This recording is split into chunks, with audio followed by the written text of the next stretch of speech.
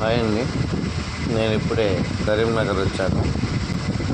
జగిత్యాల రామన్నపేట కొండగట్టు మలయాళ X road నుంచి లోపలికి రావాలి. నేను ఇక్కడ 3 days మాత్రమే ఉంటాను. రావాల్సిన వాళ్ళు, నాకు ఫోన్ చేసిన వాళ్ళు, వస్తా అన్న వాళ్ళు ఈ 3 days లోపలే రండి. ఈరోజు శుక్రవారం, శని, ఆది, సోమవారం సాయంత్రం వెళ్ళిపోతాను. హైదరాబాద్ కూడా వెళ్ళాల్సి ఉంది, అక్కడ వేరుస్తాను.